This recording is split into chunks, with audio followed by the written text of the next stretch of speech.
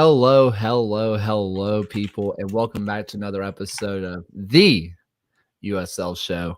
We are back, and only two of us tonight. Apparently, no Ben Pyramid, no party, or something. I don't know. Look, it's always a blast to hop on and go one-on-one with my good friend Ryan Allen. How you doing, man? I'm doing well today. How are you? Doing well. Been was kind of one of those days, and then I remembered I get to hop on tonight and chat a little USL after what was a pretty tame but really fun week of footy. Had a blast watching it this weekend.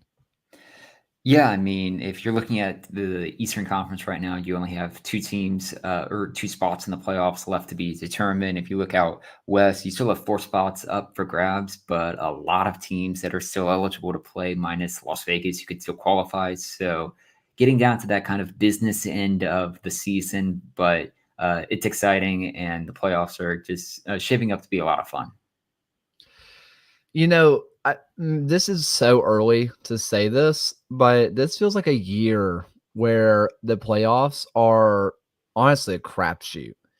I I think truly any team can be beaten by any team in this league this year, and that's really fun to say. I mean, yeah, you look out in the East and you say, "Oh, well, Pittsburgh's taking on who even is eighth round? Is it Miami? Miami. Who or that?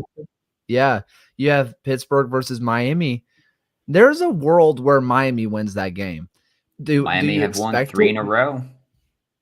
Hey, tactics show coming later. But yeah, I mean, there is a world where Miami wins that, right? I mean, this we are in a fun year where there are locks, but there's no true lock this year. I will say if Miami upsets Pittsburgh at Highmark, I do not want to be on the receiving end of a probably post-game reaction.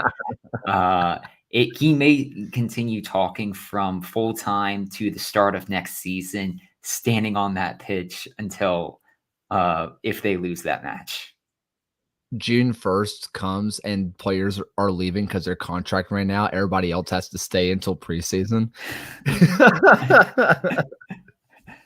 But Man, yeah. yeah, I mean, Plus, still with just go ahead. like 3 weeks left, and we only have three teams eliminated from postseason qualification. So, I know we were all maybe skeptical at the start of the year of having, I think, basically 8 teams in both conferences make the postseason, but just having all these teams still eligible and still fighting for something with 3 weeks left is still, I would say, a net positive for the league. And honestly, I'm never going to be one to argue against more soccer being played.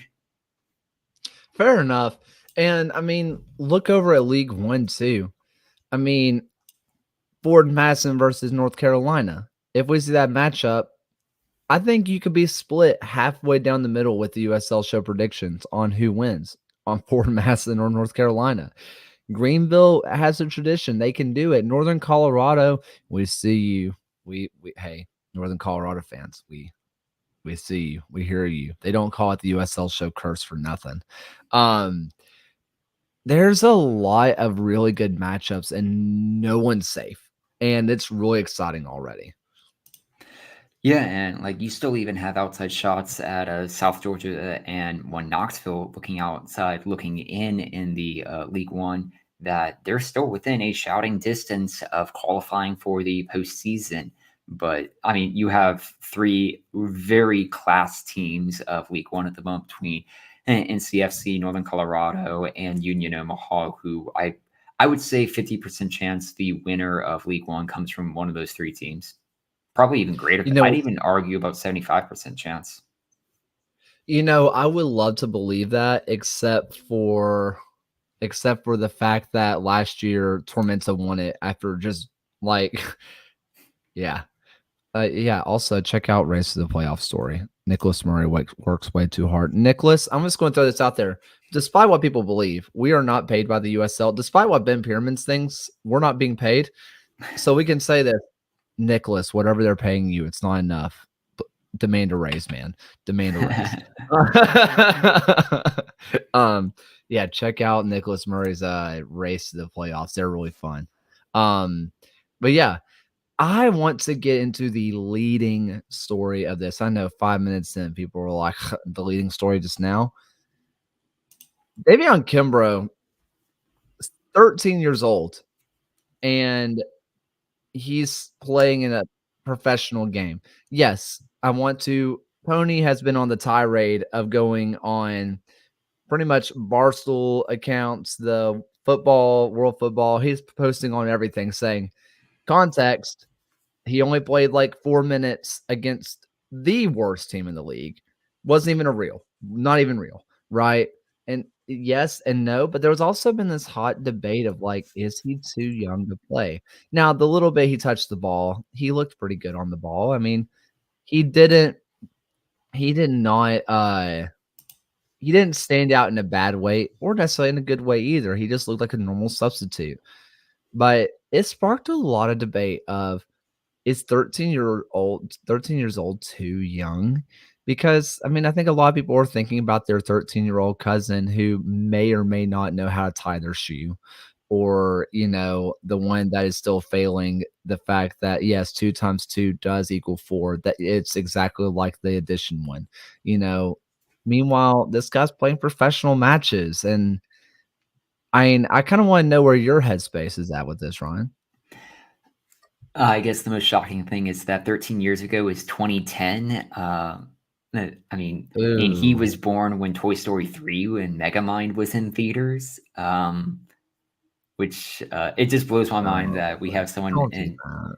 Don't do playing in a that. professional league who was born in 2010. But yeah, it's a really interesting dilemma here because if like we saw from his very brief cameo that he didn't look out of place to the point where he shouldn't have been playing, but like it is kind of a balance of at 13 do you really need does he really need to be involved in this, or would his development be spent better still playing with the academy and still getting the opportunities? But then you think about all of these players that have got their early start within Europe. I mean, Kylian Mbappe was winning a World Cup at 19 years old, and if someone has that talent, you certainly don't want to hold them back from it. And honestly, just having this experience and having this chance to train amongst the first team could be very instrumental in his own development. He's already getting call ups. I think he was with the Mexico youth national team him for a little bit, and it's going to be a very invaluable experience for him.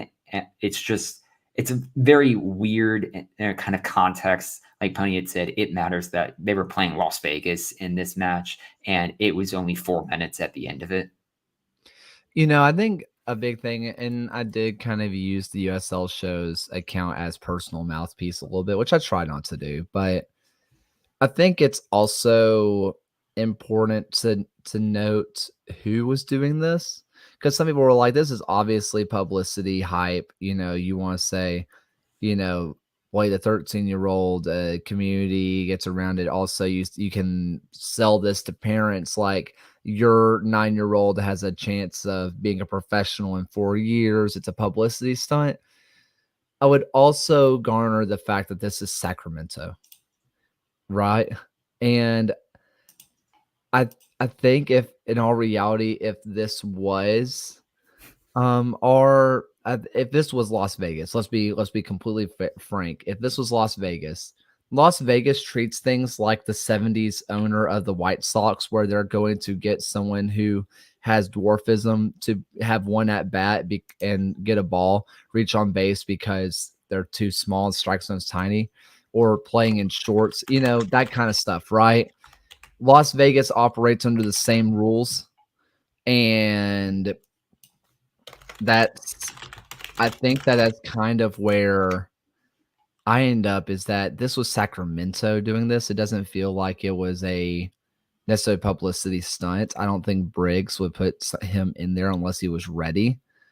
Um, I don't know. It is one of those things of also how much more development can you do? One of the things to note about him when he got on there, dude didn't look like he was 13. You could tell me that he was someone that was just out of college, like, or he foregoed his college experience and went professional at 18, 19. I believe it. He doesn't look like a young kid, even though he is. it's just one of those things of at what point is beating up on, you know, is beating up on other 13-year-olds when you're that much better? How much more does that actually help you? And I know some people would say MLS Next Pro, but also at that point, if you're playing in MLS Next Pro or whatever setup, you're still going against grown adults. What's the point? And then you have the point of, well, it's you. You can take him play against UPSL. Let him play against NPSL without all that kind of stuff, right? But I would also tell you that the reffing, believe it or not, is better in the USL than NPSL and UPSL. And some of those UPSL teams are ran like glorified Sunday league teams. They have guys that aren't afraid to go studs into to kneecap because who cares? I'm not going anywhere professionally anyway. I'm just holding on for dear life. Meanwhile, championship kind of the opposite way. I don't know. That's just my opinion though. And Andy makes a really good point within the chat that, like, if this was in the UK, there would be less debate or less talk about it. I think it's very much kind of a culture of the United States where you just don't see players of this age playing at any other professional level. Like, you don't see a 13-year-old playing in the NBA. You don't see a 13-year-old playing in the NFL at all. I think it's just so different within soccer to have to start. Like, if you look at some of the old like the previous youngest ever players of Premier League history. I mean, you had Jack Wilshere, who was starting for Arsenal at 16. It's currently now Ethan Nwaneri of Arsenal, who played at 15 years old. He started in one of the matches earlier this season. Harvey Elliott's up there, as well as like some of these just young players who have made their debuts in the biggest league in the world of the Premier League. And it never seemed out of place there. Yeah. And I think that's where you end up is if a kid has the talent, the kid is ready, why not? There's only so much they can get out of beating up on academy kids, let's be honest. And you can say, well, just let him train with the first team. And him training with the first team is valuable, right? But also, if he's playing well enough in first team training to warrant playtime, if he's fitting in that well, why not? Why not reward him with 4 minutes as a professional, you know? But with all those hot takes, I want to go back to a thread that was posted a couple weeks ago where if you're someone who's not on social media, you follow us through Twitter, you found us through something else. There was this picture that was going around of Patrick Star from SpongeBob chained up and just has like no care on his face while everybody else is booing and jeering him. And Walking 90 did this first, and they're like, what USL opinion has you like this? Essentially, what's your hot take that you don't even care as a hot take that you're not even going to defend it in the blue of the face. You're just going to drop it, and here we go. And I wanted to read through some of these because some of them are fun. Some of them are really fun, and a lot of them are more well thought out than I would believe. I thought they would be absolutely crazy, and most of them were not. So I want to start off with the one that we got the most, which was just no more baseball stadiums or football stadiums at all. And I saw several people follow up with, if you play on a football field with football lines or a baseball field, you should automatically be in League One, that it should not be championship quality. And I want to get your initial reaction to that, Ryan. I do think, and I've been on record saying this on previous shows, that any new team entering the league should have a better understanding and situation for their stadium. I think USL is at a point where teams shouldn't be entering the league with temporary solutions, with temporary venues that, or at least aren't soccer specific venues. So I do believe that, but I'm not so sold on that. If you play in a certain league, you can't that if you play in a certain venue, you shouldn't be in the championship. I mean, MLS is still going through some of those same issues as well as teams. You see New York City FC, who has to play on a baseball diamond. I know there's a lot of other qualities there. And even then, I know it's not perfect if you have to have football lines on your field, but it's really not the worst thing in the world. I would argue, as my hot take, is that having football lines on a field is better than playing on a baseball diamond if you really got down to it. Can I give my hot take? Sometimes I like when teams play on football fields. I like It being makes able to free see how kicks easier it makes to free kicks easier. I love being from able to see distance. how far people are shooting and passing too. Like every now and then, I'll be able to immediately know, oh, that was a 30-yard pass. That's cool. Like I kind of like it. It's super hot take. But I do agree that some of the teams definitely have to like figure out a better situation for their stadium moving forward. The team has to enter the league with a plan to try and build something permanent, or else they'll always be a secondary tenant in their own ground, and that's not something that you want to see within a top flight league at all. There was a couple of these that came in that were interesting. One that said USL never recovered from losing Cincinnati and Nashville. Um, I I just want to say that Nashville wasn't exactly getting crazy attendances when they were in USL. They did at the very end, but like uh, whatever. And losing Cincy was big, but also we saw what Sacramento can do. And while it wasn't as big as Cincinnati, New Mexico is pulls a good attendance. I think the thing that Cincinnati brought that earmuffs, Detroit City fans, I'm sorry. No one has really brought the same Twitter online presence that FC Cincy did. While Detroit fans are definitely more rabid and they are more not vicious. I don't want to say vicious. That's not the right word, but they're more likely to defend and do that whole thing. USL FCC fans, especially at the time when we were not used to that many people, at most you had 10 active fans per club. To go from that to hundreds, it became overwhelming. After they came through, we started getting the big online people, kind of like Phoenix's, your Detroit Cities, your Sacramento's, your San Antonio's, Louisville's. Those fan bases carry a lot of fans and their online presence is big.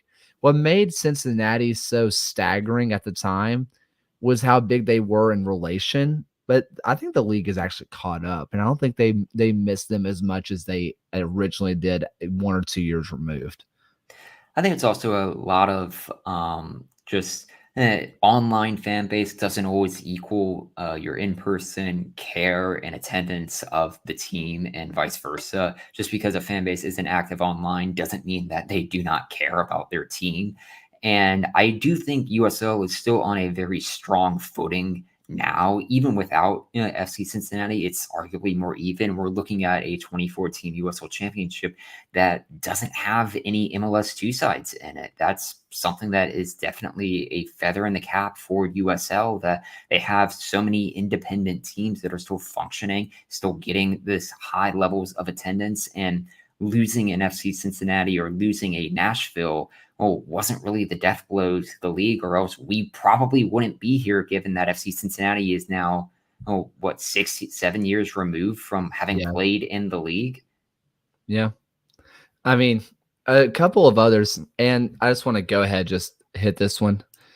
It's hilarious because these comments are back to back multiple times, where one says Pro Rel is overrated. We need to focus on stabilizing the league first before we implement Pro Rel. And the very next comment is quite literally the USL will die without Pro Rel. I just think it's hilarious that those comments are back to back 4 times. I mean, All the right. pro rel debate, I think, is going to be one that it won't have a solution or an easy answer to really say. So it's kind of hard to at least like give a proper hot take on it. Fair enough. This was a good one that we got from Richmond is Red, basically one of the co-hosts from River City. Um RVA is Red. And they said USL Championship did not begin in 2011. The current regime just gaslights everyone about that because they don't want to acknowledge any achievements that happened before they arrived. I get it. I totally understand what they're saying, to be fair. Cause like there's some times where like Richmond achievements, there and it gets on my nerves. I know it gets on Richmond fans' nerves. Earmuffs, Nicholas, earmuffs. Sometimes we see that the only time we hear about pre 2011 Richmond is when we talk about their Open Cup run. We only acknowledge that part, but we don't do the rest. Or, Charleston's, right? Like, we don't talk about, yeah, that we literally don't have the records. No one kept. What do you mean no one kept them? I thought everything on the internet was around forever. Was I lied to? Nicholas Murray says allegedly no, they were burned. You heard it here first from me, Kaylor Hodges. They burned them. Um, but sometimes I feel like it happens. It's weird, right? I don't know. It's something that's bizarre, and I didn't keep the records. It's like they didn't plan to be around this long sometimes. And then this new regime came in, and they were stable. It's nice. It's not really much a disappearing of those records. Those matches still happen. The teams still have the achievements. Charleston still had 4 stars above their badge for the longest time. My Wilmington Hammerheads still had a star above their badge when they were in the league. So it's not like a disappearing of those records. You almost have to treat it like what has happened with the Premier League, that football didn't begin in 1992 in England. It happened well before that. There were teams who were still winning. Tottenham had won countless trophies prior to that. But I guess calling a cutoff date of what is now the modern regime is just an easier way to organize your history. So it's not erasing what I think has really happened. It still happens there. I just think it's an easier record keeping that we have now, just to say since 2011. I want to say one thing that kept showing up and that I hate. Um, I hate the fact that people keep saying if you play in a baseball stadium or wherever, you should be in League One, acting like League One should be recipient to the lesser stuff when League One can go toe to toe with the championship at any given time. And I think treating another professional league within the system as lesser, I could understand it for League Two. And there was a couple hot takes with League Two. I was just saying like the league doesn't care about League Two. They changed it from PDL to League Two, but also I don't know how much more they could do than they already do for League Two. There's only so much you can do in semi-pro summer league, essentially. I think they do a pretty good job at promoting it. I think there should personally, I think there should be a little bit more vetting of League Two teams in the sense that, like, at the ANW League, that like filming and live streaming games should be a requirement, like a basic requirement. If you're going to join our league, we should have live streaming capabilities. Like, even if it's just iPhone on tripod, follow ball around it. I think it has to be a thing. You have to be able to do it. Yeah, that was a lot of some of the comments that they had for the hot take of just some teams need to have the bare necessity of just like having live streaming capabilities. But I do think USL2 still has a lot of good support. It provides a very good baseline for the league. And it's not something that the league doesn't care about. They clearly do. It's something that they follow. It's just the USL2 season is so short that it's really hard to kind of keep the momentum going and keep up a lot of the news stories when the league season basically ends at the end of the summer. And you have USL Championship that goes basically, we start having a lot of the news in January, February, and it carries us all the way through to the December winter meetings. For sure. There was a couple of others, and I are exited the tab. But the big one that I wanted to hit with John, that John posted, well, there were two. And it came down to I want to hit quick Phil from the USL show.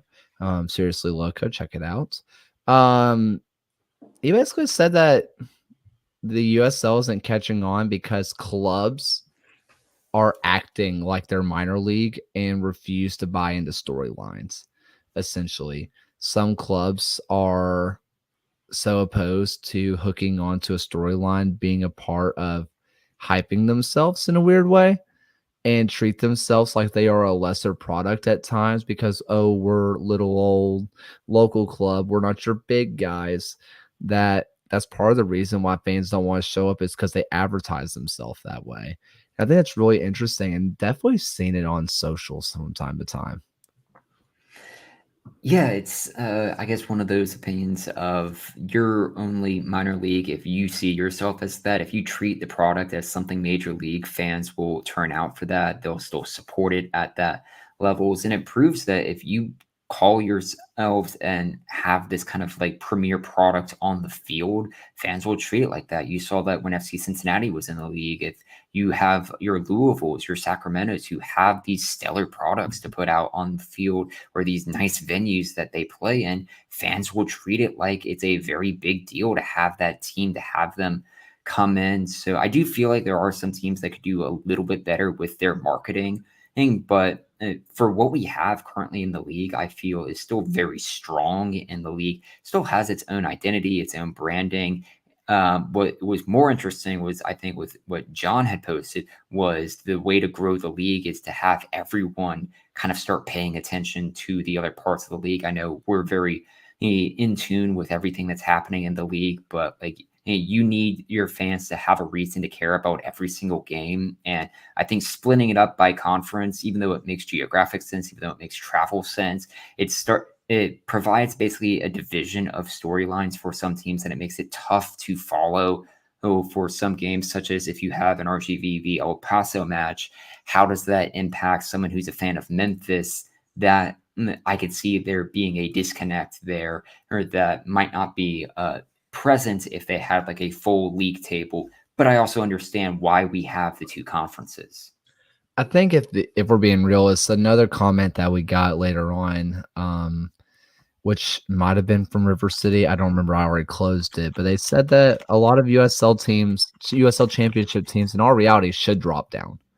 They should go to League One because financially, it's a strain. It's a strain to do what they're doing right now, and I think that it's one of those things that I think that we should have some more teams drop for financial reasons. Stick around the league a little bit longer.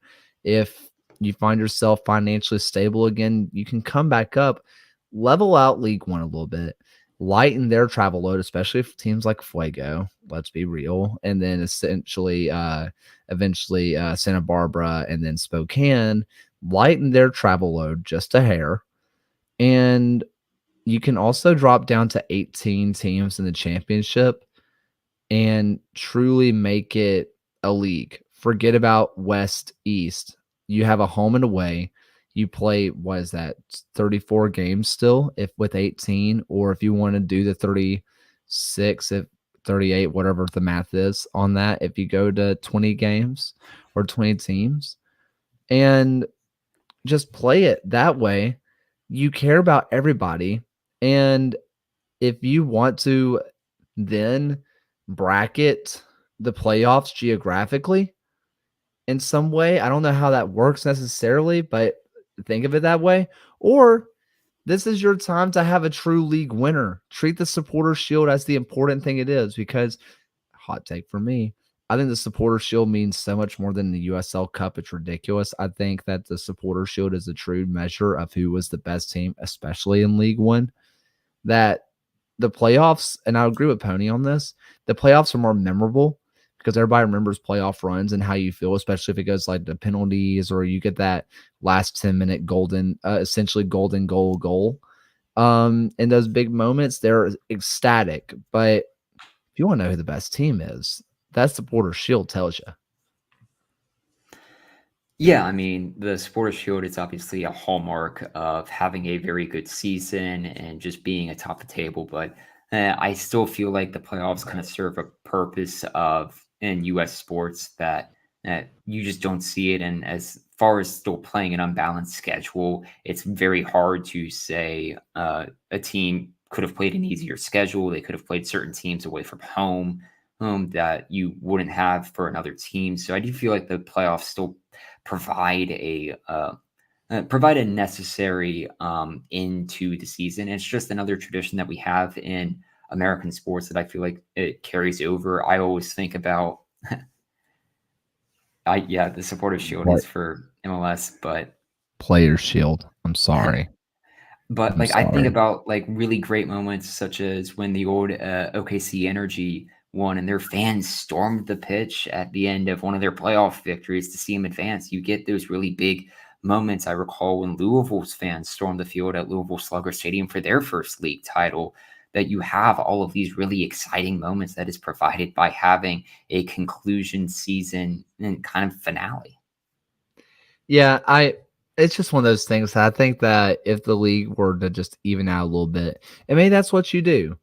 League One becomes the East versus West league essentially, and that way it can be a little bit more localized. The travel is not as much. You can take down some of the travel fatigue. That's a little bit of financial break. You have that CBA that's already there. And then part of the championship deal is you have to travel more. You said you got the deep wallet, big boy. Like you pay up, right? So I don't know. That's kind of where I fall into that. But that's enough of the hot takes, I do believe. But okay, wait. I'm sorry. So sorry. John's John's thing. Some people said, "Who cares?" Right? If people follow the league, I follow my team. That's it. Think about college football, the NFL, NBA, MLB, NHL, blankety blankety blankety blank, whatever. Right? How many people do you know that just turn on the game? Like turn on a game. Oh, it's Saturday at noon. I guess it's time to watch some random team out in Colorado. Oh, it's 10 p.m. at night. It's Pac-12 after dark, baby.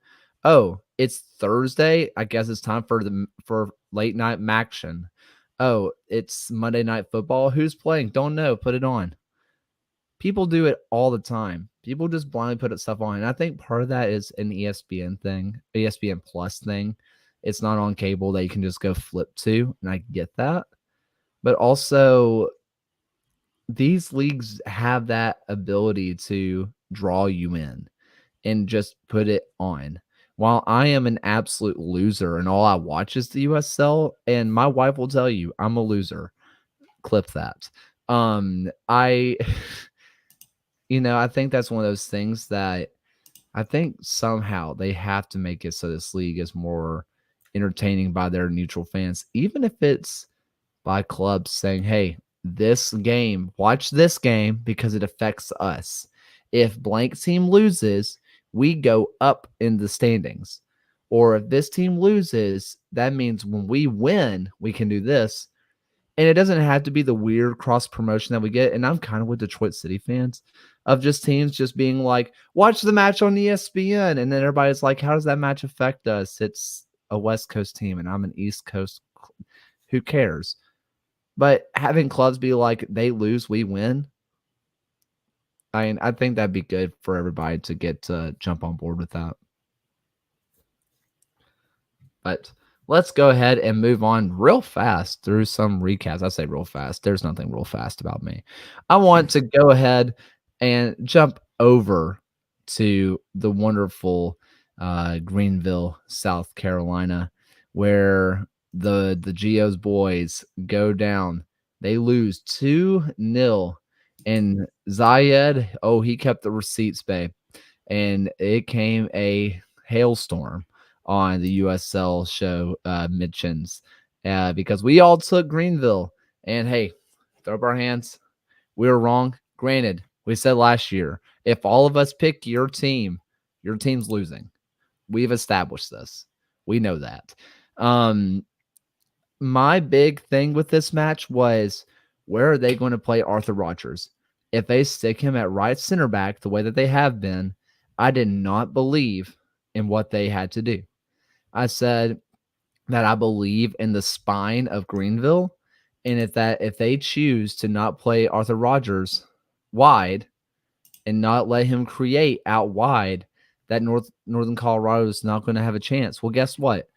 Arthur Rogers was playing at times as just a midfielder or winger. And guess what? It's some of the most fluid this North Carolina or this Northern Colorado team has looked in a while. I mean, Trevor Amon adds 2 more goals to his already incredibly tremendous tally on the season of 22 goals scored. I mean, he's on track to be the most prolific single season USL One player. It was very much a bounce back game that Northern Colorado had needed. And it was a team that when they were entering the game, they were 2 matches without a win and had just came off a very tough defeat they had against North Carolina. So, oh, yes, hold up our hands that we definitely got that one wrong. But just looking at your previous form, when you have the team playing at home, which was what Greenville was doing, and they had won 2 games in a row entering that match against the team who's winless in the last 2 games, it wasn't the most egregious bet, but Northern Colorado is still now second on the table and kind of still fighting for that home playoff game. For sure. And some of NoCo's fans made a good point. Greenville has not been very good at home. Ever since they left the early college, it has not been the same Greenville team. And you kind of have to wonder about that home field advantage being at Furman, a much bigger stadium, as opposed to the very comfy confines, which was early college. You have to wonder if there's something to it. Yeah, it was definitely an adjustment to go to a much larger stadium, a much larger venue, and it's been a very up and down season for Greenville. I mean, they've split their 12 wins this year, 6 home, 6 away. But it was a team that is kind of gone through some stretches of they're just not the same dominant force that we were all used to them being from last season or years prior, actually. Speaking of kind of Arthur Rogers, he gets his assist, and I mean it was nice. His passing was sublime. It looked really good defensively. He looked pretty great on the night as well. Um, Arthur Rogers is the best player in League One. Um, Terzaghi might give you a run for your money, but yeah, I'm big fan of Arthur Rogers. If you're not a League One fan, turn on a NoCo game and just watch him. And Armand should be the headline because of how many goals he's scoring this year. But I just cannot stop watching Arthur Rogers. The dude is a freak. But I want to move on to the lock of Phil, where he locked Charleston because he knew that El Paso was going to whatever. El Paso wins 3-2. Ben Pierman said on this show just last week, "Hey, El Paso is the team I know the least about," and El Paso, they proved me wrong. I didn't know where the goals were going to come from, and they said, "Oh, buddy, do we got goals?" 3-2. Charleston is taken down by the Locomotive away from home. El Paso, what a win. That was a very much needed performance from El Paso. I mean, it's a team that hadn't scored multiple goals against a team currently occupying a playoff spot since August 19th when they played against Indy 11. And that was just something that they needed to just kind of stop the bleeding here, and just fantastic statement result. They remain 2 points above the playoff line out west, and it honestly might be the solution for Phil, that the way to get El Paso back winning is to invite their opposition manager onto the USL show each week and just see how that goes for their following game. Ooh, very interesting comment from Santa. That the Battery are allegedly overrated. I mean, do you think we have Allen? We can reach out to Nate Miller, right? Can we rig this in Phil's favor? I Like, I think it's interesting with Charleston on how they're winning their games. I mean, if you look at Pittsburgh and Tampa Bay, they both having plus 15, or both having a plus 19 and plus 22 goal differential respectively.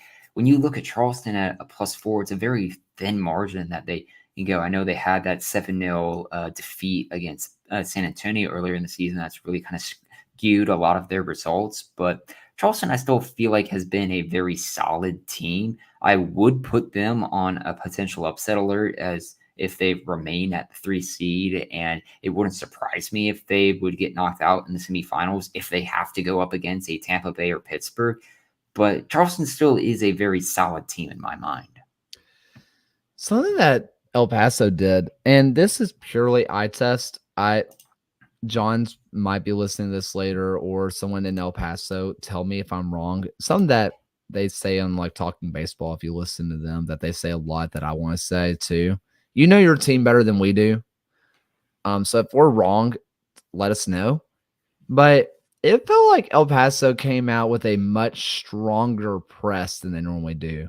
It felt like they came out and really pressed. There was at times where El Paso, when they were not playing well, it felt like they were just kind of letting the other team dictate the speed and the pace of the play and just did not care.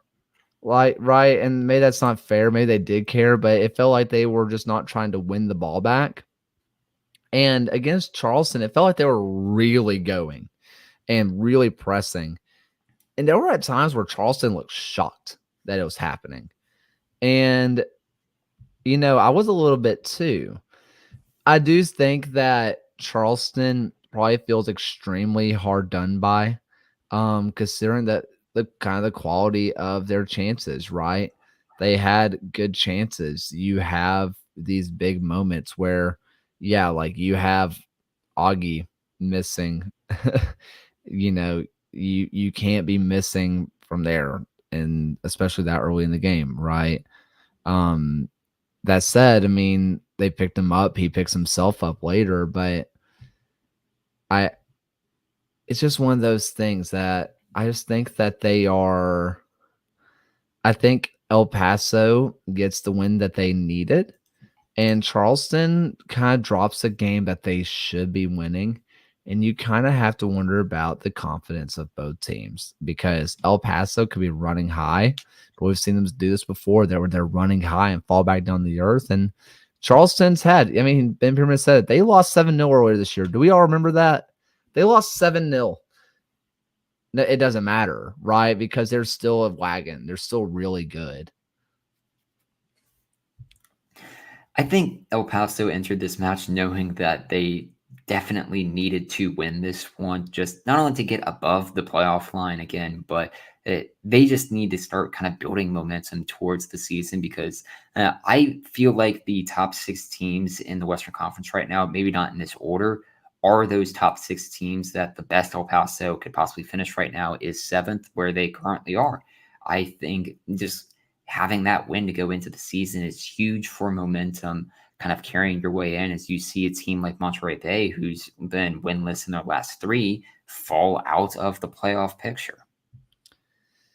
I want to go ahead and move on to I want to go ahead and move over to Lou City versus New Mexico. And I don't want to misquote. Now you can watch the full video on Lou City's account. We should probably open up with this, but didn't do that.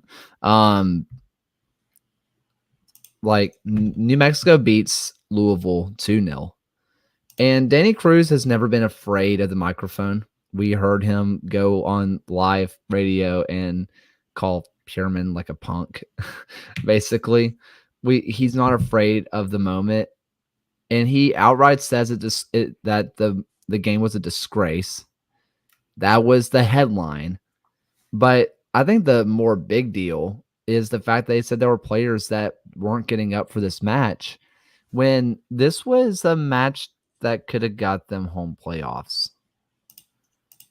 Like, if you're a professional athlete and you have a chance to get home playoffs and you're not getting up for the game, if you're not up for that, what are you up for? To be fair, they're still level on points with Memphis right now, and it will be a game that will come down to the wire to decide if they can get a home playoff match, and they could very well be probably playing Memphis in the first round at this point. But we've seen this all season from Louisville. this year that they either don't look like the same team, or it's just like it's not the Louisville side that we're all used to seeing. And at some point, we've seen it with some teams that once you clinch that playoff spot, you just kind of click off in your mind that it's like, okay, we're in the postseason, let's coast until then. And we've seen it from New Mexico, their opponents from this match. We saw that from them last year, and I think you kind of have to argue with complacency that Louisville has been at it for so long and have been successful and making conference finals year after year that at some point it's gonna have to, like, how do you continue on with that strategy and with that just kind of pedigree of success? But don't you think that part of what maintains that pedigree is don't be the first team to F this up? Right? And, what's the easiest way to get to a conference championship game? By playing at home. You don't see teams go on the road. We saw one team go on the road and do it, and that was Orange County. Like, yeah, I mean, also, John says it, up for a game or not, you should still beat 9 men. Getting sent off by putting on a mask after already being on a yellow card is hilarious. To be fair, with this, if Louisville was like incredibly concerned about their chances for a home playoff game, the ship's kind of already sailed. There's three teams who've pretty much locked up home playoff games right now, and they should have been concerned about this when they were having inconsistent form back in June and back in July. At this point now, you've pretty much have to play the hand that you're dealt, and all Louisville can do is just kind of play the games they have in front of them. I mean, you have Hartford and you have Tampa Bay left to end the season, and with Memphis kind of on that same equal games, they just lost their match against Birmingham. They have El Paso and New Mexico to end their season. I would still back Louisville to kind of have an easier path to end the year than Memphis. Got it. Yeah. I mean, I I don't know. I just still can't. I still just cannot get over him getting sent off for putting on the mask. Oh man. I mean, I if I remember the rule right, it was from like a political thing. They didn't want people like lifting up their shirts and like showing political messages or like putting on a mask of like political nature. I think that's the origin of that rule. But also just let people wear masks. It's okay. And yeah, they play Hartford. It's one of the best red cards in league history. It's hilarious. I would still have to say my favorite cards given out for league history, and it's on Pony's banner picture on Twitter, was the guy who was getting stretchered off, but was still shown a card for dissent while he was getting stretchered off the field. That still has to like maintain like an all-time USL moment. Was that Harrisburg? Was that match? I think it was a Harrisburg match, but that was still like an all-time moment for just very funny cards. No, wait. So that was It was a yellow was Salt card. I was Lake. saying it was one of my favorite moments of a player being shown a card. Oh no, it was a red. I'm looking at it now. It was Salt Lake City versus Orange County, and he is being stretchered off with the red in the air.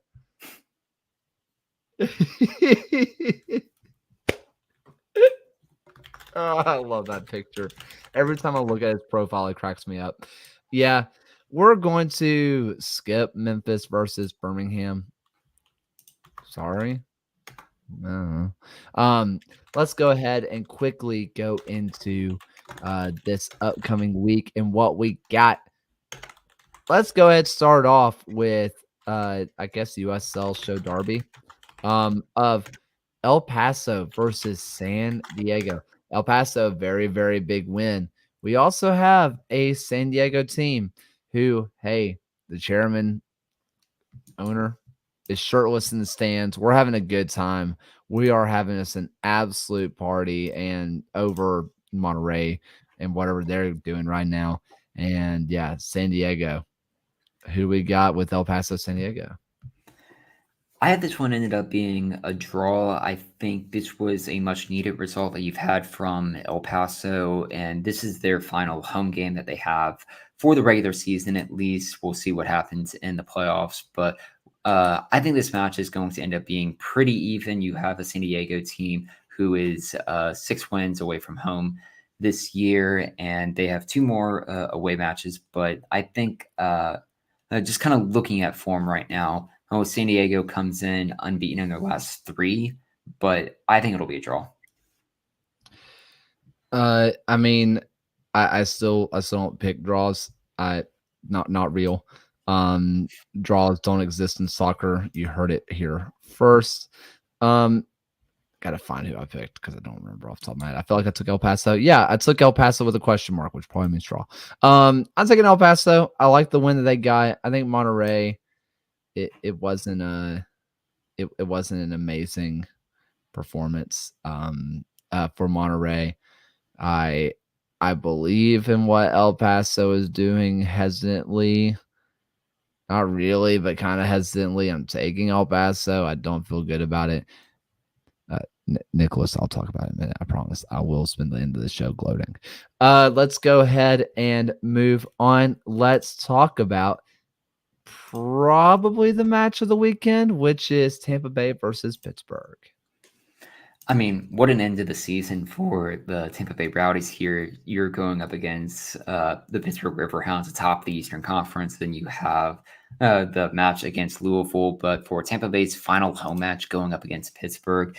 And this match will basically determine who's going to be your number one seed and who's going to win the Players' Shield, in essence. I think it's going to be a very fun match and a very competitive one, but I still have to go with another draw on this one. Both teams are very good when they're playing at home, but I think just Tampa Bay at outlaying, it's going to really depend on which Tampa Bay team I think shows up with that one. You had like the one who squeaked by Loudoun United at 1-0, but then you also had the one that lost 4-2 to Memphis. I think Pittsburgh's a very good team coming into Tampa for this one, so I got to draw. Yeah, this is one where I picked Tampa Bay, and it's partially because of Leo Fernandez is back. And if you look at the Backfield article that came out, check out John's Twitter. It's on there. Most of them said that Leo Fernandez is still the best player in the league, despite not playing at all this year. As part of me makes me believe I'm taking Tampa. It feels like a horrible decision. That's definitely wrong, but also I gotta start taking risk at this point. I'm so out of this thing, it's ridiculous. Let's go over to the sunny, very dry West, out to Phoenix versus New Mexico. Phoenix, unbeaten in their last 6 home games, has been very good when they're playing at home. And you're going up against a New Mexico team who has only won 3 games away from home all season. And you really, I think you have to travel all the way back to July 1st when they beat El Paso away to find their last road victory. Just through all of that, you're looking at a Phoenix Rising team who are unbeaten in their last 5. And just a team who really wants that home playoff game for the reasons I just said. So I'm locking Phoenix Rising this week to win.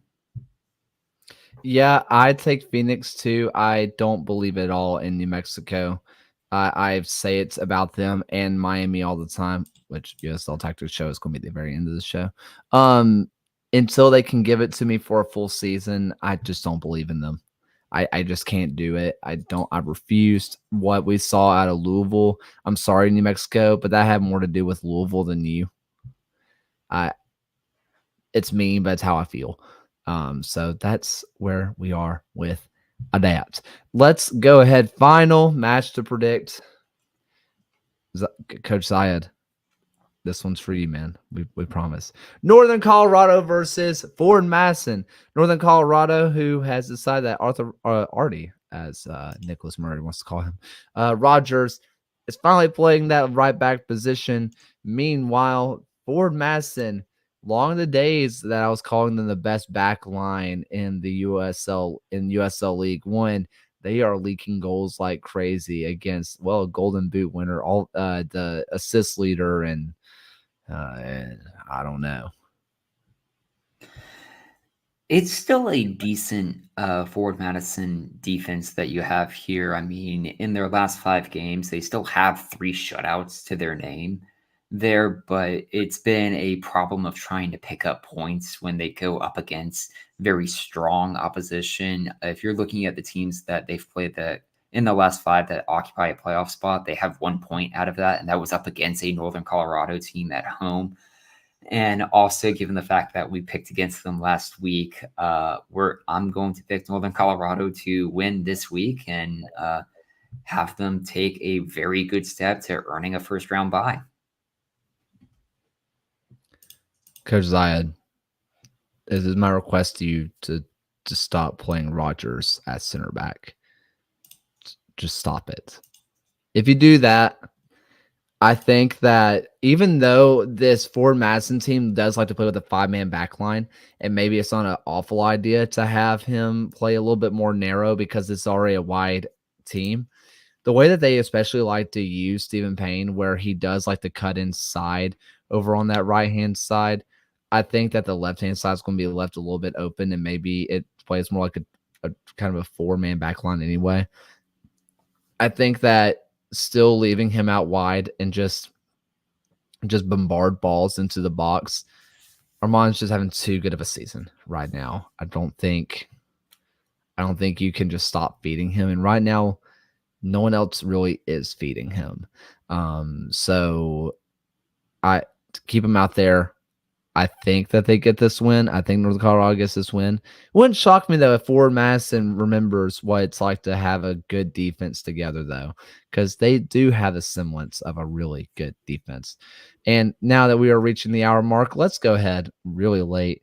We just wanted to remind you what John sounds like because we miss him. And let's just go ahead and listen to Sir Morrissey's voice. The Miami FC is in great form. They've used it to get back into the playoff field as things stand. You saw it in their game against Hartford this weekend, where a 4-2-3-1 base defensive shape let them flex and get into a higher press where they pushed one of their central midfielders up, and it really made life difficult for opposing Hartford Athletic. You see the formation shaped here. The forward, Michael Salazar, typically flitted between the opposing center backs, and then that midfield line took turns compressing into a 4-man shape that really denied all viable passing lanes and led to interceptions like the one you're seeing here. On the right side of the formation, Joaquin Rivas and Florian Below were simply fantastic when they got into transition. They were very able to isolate one of Hartford's defenders, make traps, and really get out on the counter in a way that made Miami a threat all night long. This is a team that in the last couple of games has relied on good goalkeeping and back and forth results. And yes, while Hartford isn't very good, the system that they had here was absolutely fantastic. Miami was also very good about trapping their opponents using the sideline as an additional defender.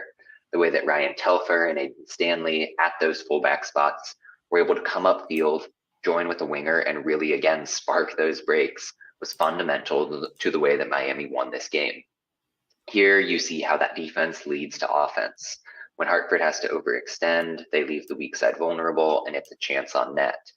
Finally, it was Stanley who did the job and got the assist, but he started off with that defensive presence where he and Christian Sordo on the left side are trapping Hartford, forcing a turnover, and freeing up the move you're seeing here that leads to the winning goal. Now, and as they end the season, Miami faces off against Charleston and Sacramento. Sacramento is a game to watch for sure because you figure that Miami is going to keep up their look. Sacramento has a shape similar to Hartford, albeit with a lot more quality. And if Miami wants to get over the line against the best of the best teams, they're going to need to bring this level of passion and this strategic flexibility to do the job. I mean, Miami, a little better late than never, I suppose. They are, just like kind of John mentioned, they are running into a buzzsaw coming up. But I mean, I I mean, it's hard not to like what Miami's doing right now. To answer the question in chat, Messi was not in this match. He's unfortunately out with an injury. I'm sorry to inform you. Um, Joaquin Rivas, that's a good point. Nicholas Murray, that was number one. Velo, good at soccer. Um, good stuff to know.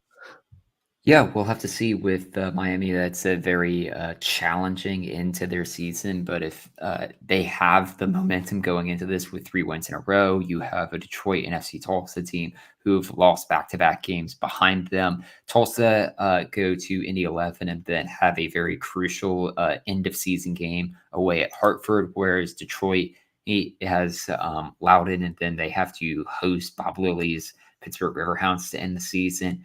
And I really do think Miami, I would still give them the advantage to qualifying for the postseason, just given that both those teams are then entering situations where they're needing must win games and they just can't afford to drop any more points. Yeah, it's one of those situations where I think it was a little too late, but I think this is the very sick, twisted game that the Miami likes to play sometimes, where they end the season really hot, make everybody believe, and then they do this. And I don't mean this to be a Debbie Downer on to Miami at all.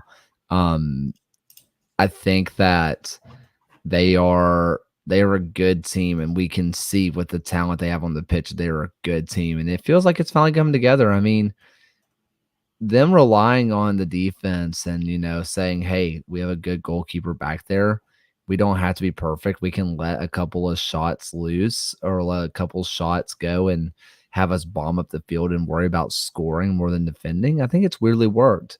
I think there's some players that would just work better when they're standing on their head. An example of when Nate Steinwasser in this league, when he is just being absolutely pummeled with balls. He is a better keeper. There's sometimes where this isn't fair, but if it looks like he hasn't had as much work to do, it doesn't look bad. It just looks a little shakier than we're used to. Meanwhile, there's sometimes where he is just every 2 minutes he's having to face a shot and he is locked in. And I think Jake McGuire's kind of the same way. He feels like a similar cat where once he's locked in, he's just seeing the ball. And I think sometimes teammates kind of know that. Yeah, I mean, you saw from Miami at the end of last season, they had one loss in their final 10 games played, and that carried them basically into the postseason. So I definitely feel like they'll get a little boost headed in and then be rewarded with playing the number one seed at the in the playoffs. For sure. Well, that's all I have for that. Any last USL thoughts for you? No, I have one, and it was something that Nicholas Murray pointed out. By the way, if you aren't into the Rondo, it's honestly one of the best things that get posted out here. I'll be completely honest. I love the Rondo. I love looking at it. One thing that always blows my mind is seeing the word Southern Harm, stupid nickname that honestly I just started posting on Twitter and just said this is the name, and now it's stuck, which is so goofy. Like, why is a name that we came up with, like I came up with, being what's posted? It's bizarre to see now. But look, it was a fun win. Diba Nwigbo, good at soccer, certified good at soccer. Um, it was a fun match. It was a really fun match. Also, just underrated. I love seeing Trevor Spangenberg play. I love Matt Van Okel. He's been a real servant to his club. He's club legend at this point, but God, I love seeing Trevor Spangenberg in net. Yeah, that's all I have on that front. Final thoughts? Just I'm excited to see the Ahsoka finale, and we have Loki season 2 starting up later this week. So still pretty good TV watching. Ooh, we got a quick last second USL thoughts question into the chat. Ooh, I love when we get these. What's the chances? We were kind of talking about earlier of Indy versus Lou City in the playoffs. I think that in order for that to happen, yeah, you do have to have Lou City go ahead of Memphis. And we kind of talked about earlier, it feels like Lou City might have missed their chance with losing to New Mexico. with Birmingham beating Memphis. I think that if that would have flipped, I I don't know. I feel like it's not very likely at this point. It's not impossible, but considering the fact that Memphis would have to drop down to sixth, I don't see that. I don't see Indy making the flip over Memphis right now. So pretty low on that one. And especially with Indy 11 having their two final games be up against FC Tulsa and then having to travel to San Antonio already with a 4 point deficit behind both Memphis and Louisville, I think it's pretty unlikely that they'll move up into fourth or fifth and have Memphis drop down. So I guess the best hope would be that they see each other in the conference final. Yep. My final thoughts for the night. I think I mentioned this. Me and my wife. Okay, my wife has started watching Gilmore Girls. I watch every few episodes. She watches like half a season. I get caught up from what she tells me, and then we keep watching it. We kind of do the rotation. And we have reached the part of this the show where we absolutely despise what's going on, to the fact that we looked up spoilers just to see if it gets any better. We find out it kind of does, but also we're hating it right now, and it's becoming a real grind to get through, and which is a brutal. It's really brutal when there's a show you like and you're like, this, I hate this now, but I've already kind of invested and we know the ending, so we feel like we have to keep watching because it does get better, but when, not great. But first world problems. Oh well. That's all I got. We are quickly approaching the playoffs like we started the show with, and I'm so excited. Watching playoff baseball tonight, honestly, all I could think about was the USL playoffs are coming, and I am just so stoked. It'll be a good time. I'm looking forward to having the playoff action here in a few weeks. Cricket World Cup, is that on now? Am I about to bend? Oh no, I love cricket too. I'm such a big cricket fan. I'm going to be watching cricket when I should be working. It's fine. Everything's fine. And even though he couldn't be with us tonight, I just want to end the show with the sweet, sultry sounds of Alan. Thank you for watching another episode of the USL Show. The USL Show is now proudly part of the Protagonist podcast family. Please go to protagonistsoccer.com to check out more work. Thanks for stopping by. We'll see everyone again next time.